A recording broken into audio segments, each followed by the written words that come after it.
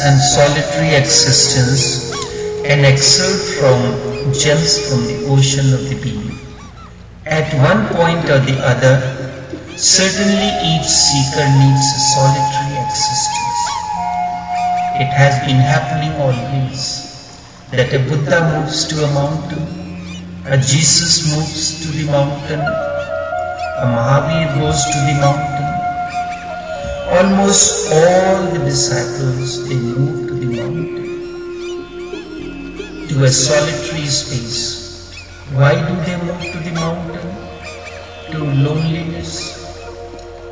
Why do they become solitaires?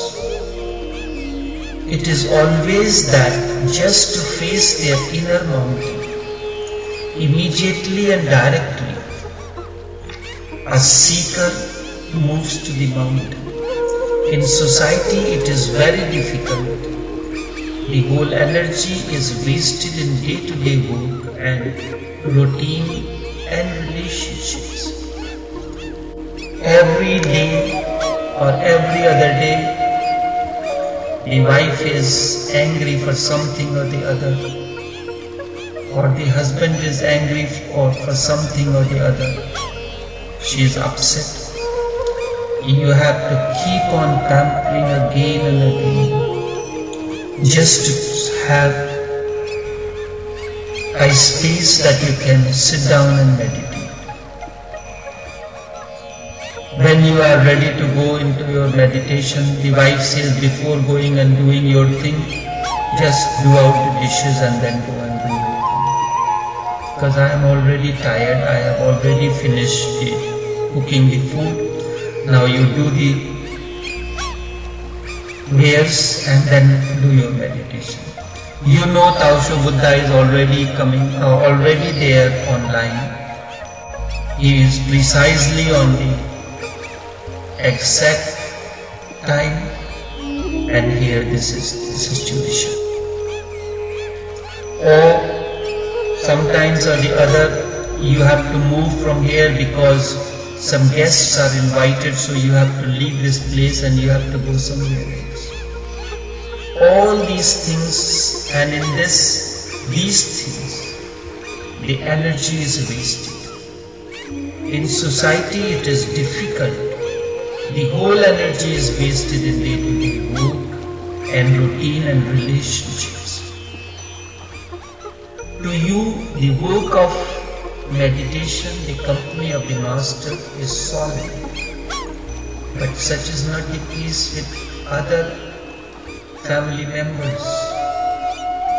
You are meditating and yet still the children are coming, they want to go somewhere else, so they need the money. The wife has to go somewhere, or she is doing something, or the husband is doing something. All these distractions appear. There is not enough time and energy to encounter your innerness. Your energy is finished in encountering others.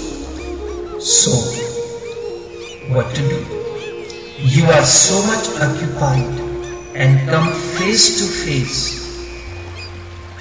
And to come face to face with oneself, a much unoccupied life is needed. Remember, it is such a tremendous phenomenon to face oneself. You will need all your energies. It is such an absorbing job.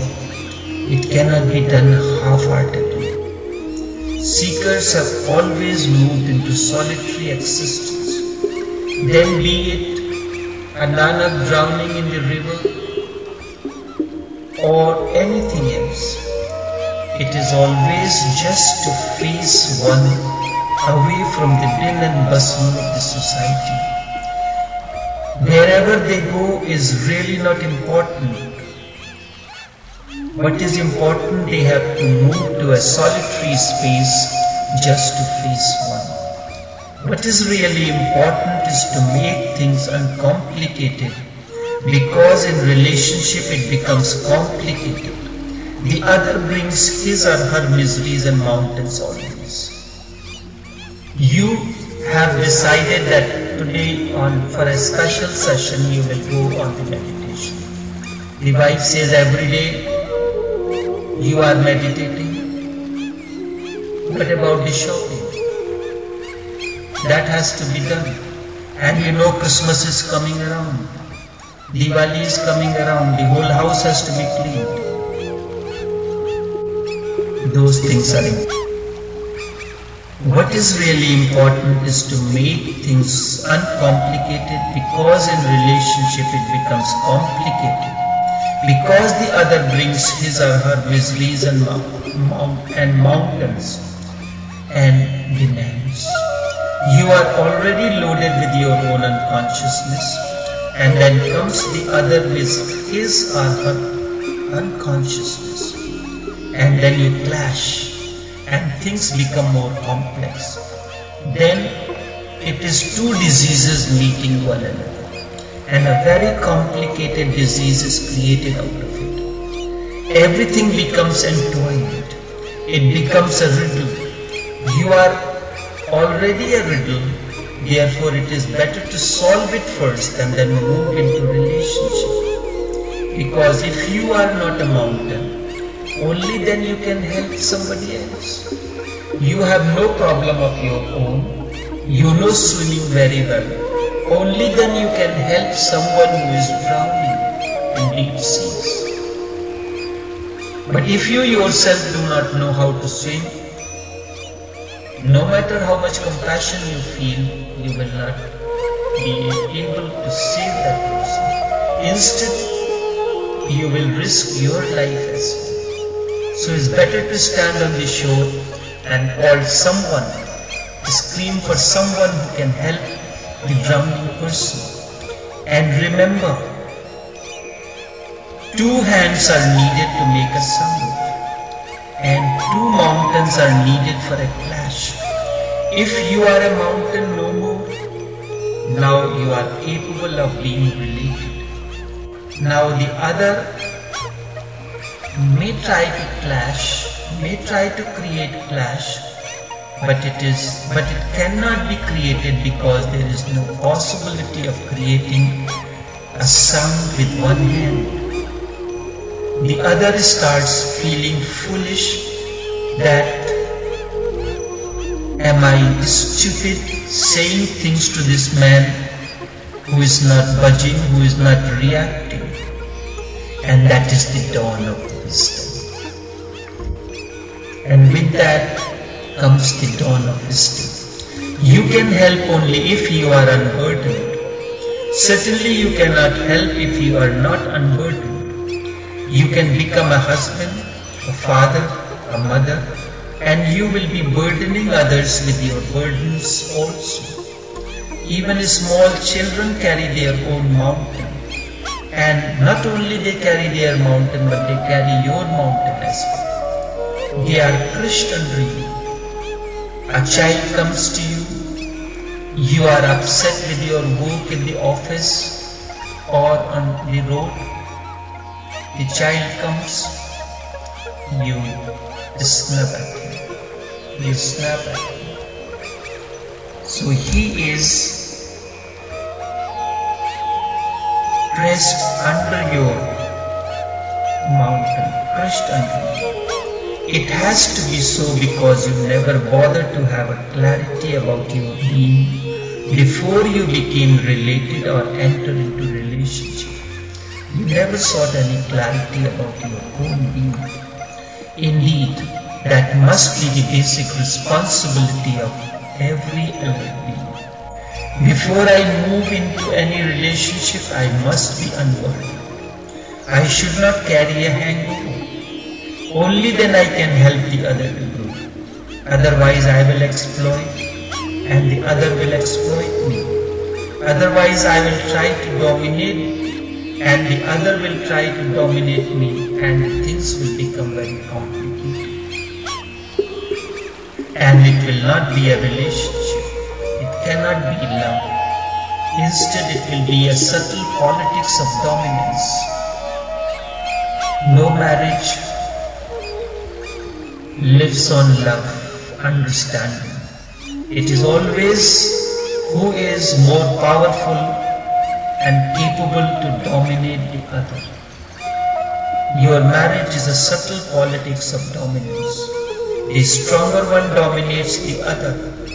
Your fatherhood, motherhood too is a subtle politics. Look at mothers. Just simply watch and you will feel that they are trying to dominate their small children. If they cannot dominate the husbands, then they are dominating their small children. Their suppressed aggression and anger is thrown on them, and thus they become objects of catharsis. And by, and this is the way they are trying to unburden themselves. They will move in life carrying mountains from the very beginning. And they will never know that life is possible without carrying such loaded heads or conditioned unconsciousness. And they will never know the freedom that comes with an unloaded being. They will never know that when you are not loaded, you have wings and you can fly into the sky and into the unknown.